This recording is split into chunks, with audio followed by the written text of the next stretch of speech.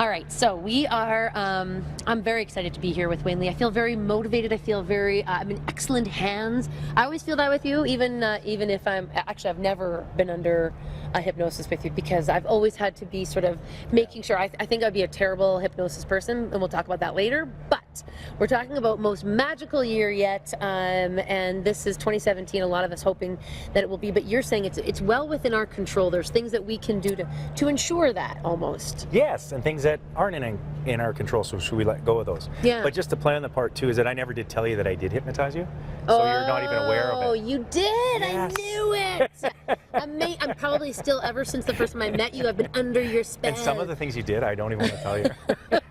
Okay, so we last left our viewers with this idea, and I wanna put it back on the table, because you were talking about our steps to getting to our most magical life. The first being write it down. The second, of course, being to envision, to actually pretend, and how does it make you feel? As if you've already achieved it. Right, and then the third step is having go out and achieve it, but a lot of people have stress that stops them. Right. And stress is just an indicator that you are worried, doubt. That's another kind of way of saying stress, but it's letting you know that you're not in alignment with what you really want, your heart's desire. Like, I want to make more money, but I don't think I can. I feel like this is like the most important step. It is, because it's about living in the moment, being in that moment, feeling free instead of fear, which is very close in terms of how they're spelled. Yep. And it's learning how to continually live that way, so then it's easier. I mean, sure, you got to take that action, you got to keep going, but a lot of people are tense. Yep. So it's learning how to live more in that free flowing state, where stress is just an indicator that you're not in that. So it's learning how to be in that flow. It's that stress/state management, how to control yourself when you're feeling stress, that you can keep in pursuit. Back in the flow. Yeah. Flow is feeling love, operate within. Okay. Yes. So recently I had it, like you were asking me earlier, if I had if I've ever had a bad day, and everyone's like, heck yeah. Of course. So why is it then, when you talk about triggers, when you talk about if you're feeling stress, literally I had a very sort of compromised situation. I'm not any kind of addict except a candy addict. Like, I have a real issue with sugar. And anybody who knows me knows that I have downed gummy bag bears like that, because it's my stress. I feel that's your go-to. It's your habit. Yeah, and then it puts me in kind of this numb, sort of probably terrible state of like tripping out. You're vulnerable. Yeah. Yeah. But why? And I literally, and I've been so good, but I drove myself to the corner store and just loaded up and just and I think my candy would be somebody else's cigarette, somebody else's alcohol, somebody else's. Have addictions. We do. Food, just make them good addictions.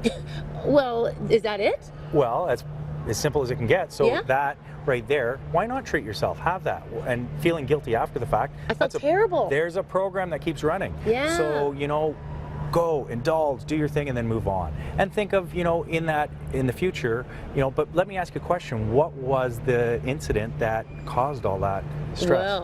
Well, you want to get into that or that's not? really personal on the TV, but no, but exactly. Like, it's a situation where I was feeling incredibly stressed, and like I had no control, and which I didn't, and then I went and exerted my control, but all over a bag of gummy bears. Right, so that was your outlet. So before that, I'll just play on a couple things. I had no control. Like, you're putting yourself into a situation, it's kind of almost like a no-win situation, where you have some more openness about that, then you wouldn't feel as stressed, and you wouldn't have ate so many gummy bears.